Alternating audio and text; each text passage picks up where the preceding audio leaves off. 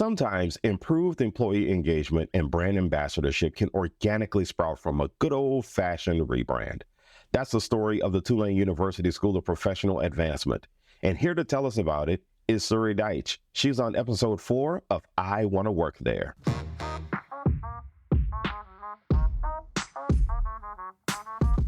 No matter the institution, company, or organization, everyone wants to find the best talent, and everyone wants to keep their best talent. Higher education is no different. I'm Eddie Francis. I've worked in both talent acquisition and higher ed marketing. On this podcast, we're going to explore the ways to create a great experience for faculty and staff on your campus. Because in education, a great employee experience equals a great student experience. And who doesn't want that? We'll have some honest conversation, get insights from experts, and hear success stories from campuses. It's all about developing an attractive employer brand, something that'll make the people say, I want to work there. Joining I Want to Work There is Suri Duitch, the Dean of the Tulane University School of Professional Advancement, affectionately known as SoPA. She's also Vice President of Academic Innovation. Suri, welcome to I Want to Work There. Thanks so much for joining me. Thanks so much for having me, Eddie. I'm excited to be on this podcast. Well, thank you so much. And the first question I have is, I think that the title Vice President of Academic Innovation is so cool. How can I get that title? I need that title. What can I do? What do you suggest? What are my steps? Well, it's super malleable, right? I guess it would be good to go to a place that's interested in innovation in their academic programs. But I think it's, as part of our, talking about rebranding our school, there's this implication that we are focused on innovation and continuous improvement, and that is our culture. So I guess you want to go someplace that has that focus. All right, I'll give it a shot one of these days. So in the interest of disclosure, Suri and I, we have the privilege of knowing each other because we have this really lovely mutual acquaintance named Halima. So in the interest of disclosure, Halima is my wife, and she is a program director and a professor of practice at SoPA. And then also, I've had the privilege of being a guest lecturer with SoPA, and I've taught a class at SoPA. And one more thing, as a native New Orleanian, Suri, and this is where I think the story really gets very cool. I have seen how Suri's leadership has transformed SoPA. I've noted that transformation through the eyes of folks who earned their degrees from what used to be the University College and later the School of Continuing Studies at Tulane. So that leads me to the first question. Talk about how you saw the need to rebrand that area, starting with naming it the School of Professional Advancement. Sure. So I came in as dean in mid-2016, and, it was just one of those things with a school like this that is focused on staying up to date, that is serving, really diverse population of students. It's really important once in a while to take a look at, who are we? What are we doing? Who are we doing it for? And it was just one of those points in the school's history where that made sense to do. As you said, right, the school at one point was named University College. That name went back to 1942, even though the school itself has been around at Tulane since the 1800s. After Hurricane Katrina, as part of the university's renewal plan, the name of the school was changed to the School of Continuing Studies. And I'm sure that made a lot of sense at that point, right, in late 2005, early 2006. But when I came in, for me, it didn't really send a message about what the school was for and whom it was for. So upon that, and again, as a native New Orleanian, especially as someone who had the privilege of the privilege of knowing people who came from that area, I can tell you that one of the things that I thought when I saw that was, well, this is really cool. I love the name. And then I saw the imaging and I thought, okay, really, this is very cool. So I'm curious about any other external reactions that you might have gotten on the heels of the rebrand, whether it was from the general public, whether it was from people who were applying for programs there, or obviously people who were applying for jobs there? What kinds of external reactions did you notice? I think from a prospect perspective, prospective new students, it was not so much a change as introducing the school to them. And so in terms of the name change itself, the audience was clearly, there was an internal Tulane audience. We wanted to message, this is a new day at the school. We're thinking differently about what we do and how we do it. We're thinking differently about how we fit into the university's overall brand. Current students and alumni of the school were really important audiences as well. And one of the things that we did as part of the rebranding process was a pretty deep dive into the experience of largely current students, but also some alumni. What was their, not so much talking to them about branding, but talking to them about their experience and their perceptions of the school and what it meant and what it did. And it became pretty clear in doing focus groups with students that we needed to be sending a different message. We needed to change the message about what the school was for and whom it was for. And even I would say there was a perception amongst at least some students that the experience that they were getting and the quality of what they were getting were not at the level of what they would expect of Tulane University. So in terms of the responses, we took about a year to do this process, and then we had a big announcement. And when we had the big public announcement with, messaging and mailings, and it's starting off with a big kickoff of a public event, almost across the board, the response was really positive. People felt good about it. They felt good about what it said. They liked how it looked because it was, as you said, it was a drastically different and more contemporary look in terms of design and approach to marketing. There were, if we had like 1,000 responses, maybe there were 2 or 3 that were like, why are you messing with this? This is not the science. Which, I don't think that was too bad, actually, in terms of the... No, that's great, actually. Yeah. And what about when it comes down to applicants? When people were applying for positions with SoPA, what did you notice in terms of change and in terms of timeline and quality of applications? Well, and so you mean in terms of applications for jobs, right? Yes. Mm-hmm. Okay. I think the rebranding itself is really important, but even more important is what you do with it and how you deliver on the messaging that you're sending. And that takes a while. Like, you have to prove yourself and that what you're claiming that you're doing is actually the reality. And then, there are all kinds of ways in which that overlaps with it reintroducing yourself to the marketplace and digital marketing and all of that.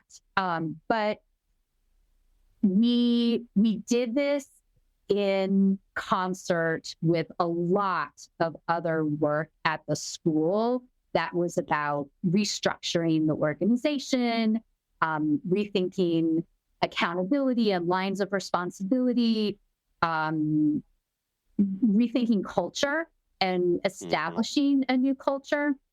And so it was in concert. The rebranding was in concert with all of those things, and also significant investments by Tulane in our school, in growing the faculty and growing the programs and in updating existing programs. And so when you put all of that together, it really created a sense of excitement amongst people who wanted to be a part of it. knew that this was an opportunity to sort of get in on the ground floor of thinking in new ways about how Tulane was serving the community, about how Tulane was thinking about workforce needs in the New Orleans and the Gulf South region. And we attracted ambitious builders, I would say. And the rebranding was a really crucial part of making it easier to do that and to send a clear message about who we are in a way that was a continuation of the history, but also very clearly a new day. You're listening to I Want to Work There. I'm Eddie Francis, and we're talking to Suri Duitch. She is the Dean of Tulane University's School of Professional Advancement. Also, she is the Vice President of Academic Innovation, a title I want very badly, but doesn't know if I can have it anytime soon. But, Suri, in your last answer, you hit on something that I think a lot of people tend to miss when it comes to the branding process and how much of the internal work has to do in order for a brand to be authentic, in order for it to be something that's real, something that people are going to trust. And so I think it's great that number one, first of all, you did one of my favorite things. You did focus groups. I love focus groups. And so I think putting that kind of work into it is something that people often miss, especially institutionally when it comes to rebranding, that, you really, really have to hit those touch points organizationally where you actually discover what the real value is. And then you build on the value, not some cheap parlor trick that people think that you have to create as part of a rebranding process. So what were your thoughts? I mean, as you started to notice this buy-in, was there this particular point where you could tell that the rebranding was impacting maybe members of the team? I mean, was there a point basically where you said, okay, we're heading in the right direction, this is working? Well, so again, in our case, you can't really divorce the rebranding from all of the other work we did to restructure and rework the school. But the changes started to happen pretty quickly. And, that ties into organizational culture and the differences in how we were thinking about organizational culture and team building and sort of mutual accountability for the school's success. One thing I would say that's pretty clear about our school, and I think unusual within American higher education, is that there is a great deal of clarity about mission and focus within our school amongst faculty, staff, and students. Not everyone agrees all the time on how to execute, and not everyone loves how others execute all the time, but people know what we're about, and they're taking an action. They're making a motion toward being a part of that culture and that mission by joining our school. And we are really clear about that. And so we attracted a lot of people who like to be creative and like to build. And most of all, again, we're committed to an access mission within the context of a really high quality academic institution. They knew that was what we were there for, and they wanted to be a part of it.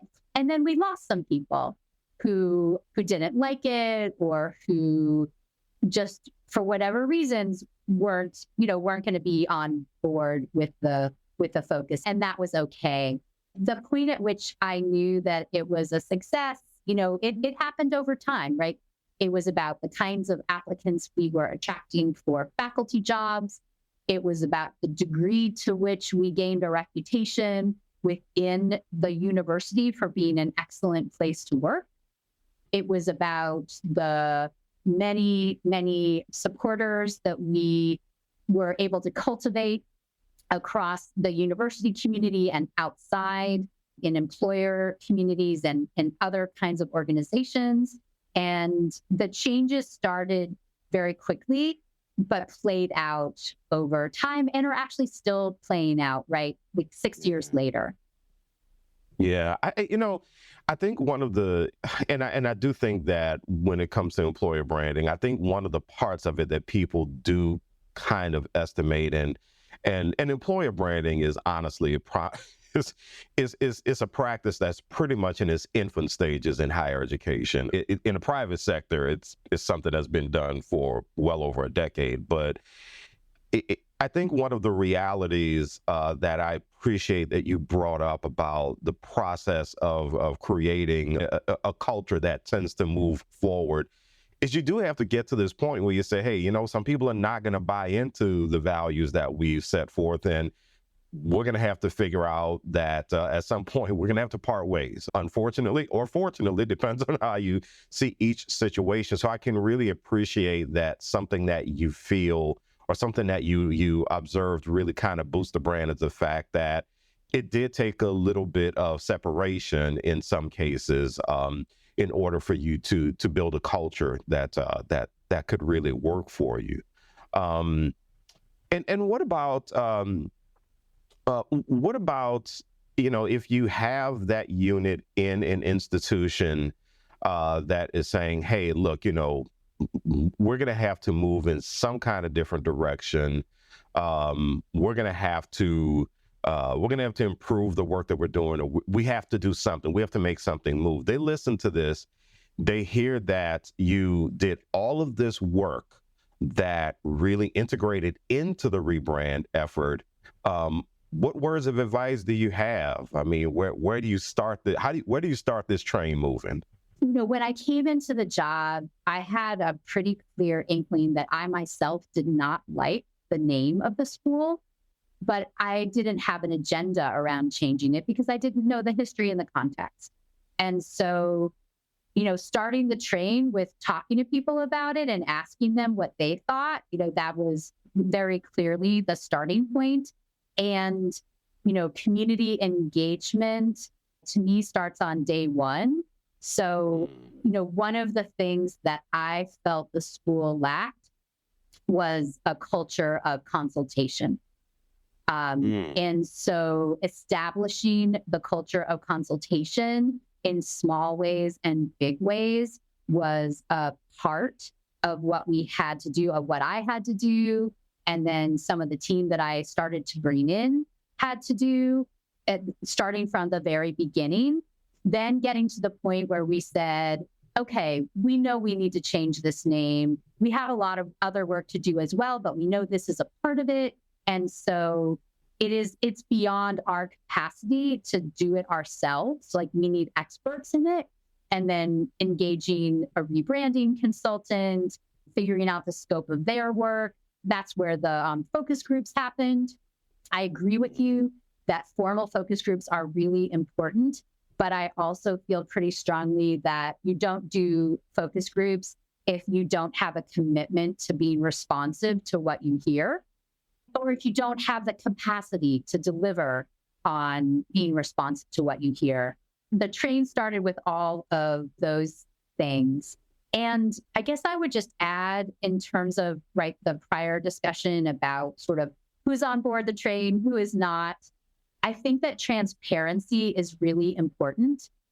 And, being as transparent as possible about what works, what doesn't work, the fact that no one is perfect, the fact that we are all trying to grow all the time. I mean, it is in the nature of higher education to think that way and approach learning experiences that way. And it's also really fundamental to our school culture. And so sometimes, people may not agree with all of our decisions, but at least they will know why we made them. And I think that's really important. Yeah, hell hath no fury like a focus group that feels like they've been ignored. Trust me, I've seen it. So, right. So salute to following up on a lot of the ideas. And, the other thing, especially when it comes to an internal focus group, is they're excited that they're being asked for input. So I can only imagine that you got a really nice reaction from folks who were being asked. Yes, we got a nice reaction from folks who were being asked, but we also got, to be honest, a lot of really negative feedback it was kind of painful to hear about the student experience and how people felt about how they were treated. That was hard to hear, but also instructive for our next steps and for a lot of things that have played out in the years since. Yeah, that's one of the things that I've learned in rebranding efforts myself is that all the data, all the data are good data, even the stuff you don't want to hear. But you got to use it all to figure out where the value is and how to boost the value. So yeah, I know it's not great to listen to, but you did some really, really cool stuff with the information that you got. So are there any lessons learned that you want to communicate or that you want to talk about when it comes to some of the feedback you've gotten from SoPA's team or anyone who invested in the work that you've done? What kinds of lessons learned would you say you've gotten? Certainly the consultation piece is really important, and the sort of follow up to the consultation, as we've already said. I've learned a lot over the past 7 years, but one of the things I've learned is that it does take time. And especially when you're talking about sort of rebuilding, or establishing a public image that didn't exist in the past, and especially when you're talking about doing that in a digital age. The one thing that we did not have expertise to do in-house, and we never could have had expertise to do in-house, was the technical aspects of establishing our digital presence.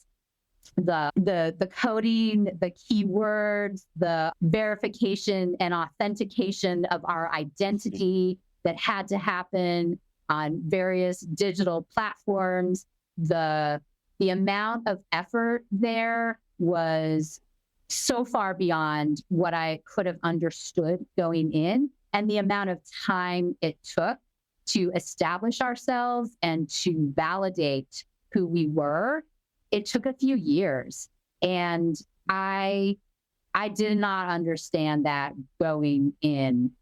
I guess I was naive about what it took to be largely new and going in cold with new audiences. Well, Suri, if people want to find out more about SoPA and the work that's being done at SoPA, how can they find out that information? Where do they go? Our website, which is SoPA, SoPA.tulane.edu. And hopefully we've done a good enough job that you can organically just Google us or go onto other platforms and find us. We love to tell our story. We spend a lot of time and energy in telling not just our story, but the story of our students and alumni. We really highlight them. And there's amazing work going on, and we are always happy to talk about it. So thank you for the opportunity to do so, Eddie. Absolutely. No, there are some beautiful stories that SoPA's telling right now, not only just about the students, but also about the faculty and staff. So Suri, thank you so much. Suri Duitch, Dean of Tulane University's School of Professional Advancement, also Vice President of Academic Innovation. Thank you so much for joining me on I Want to Work There. Thank you.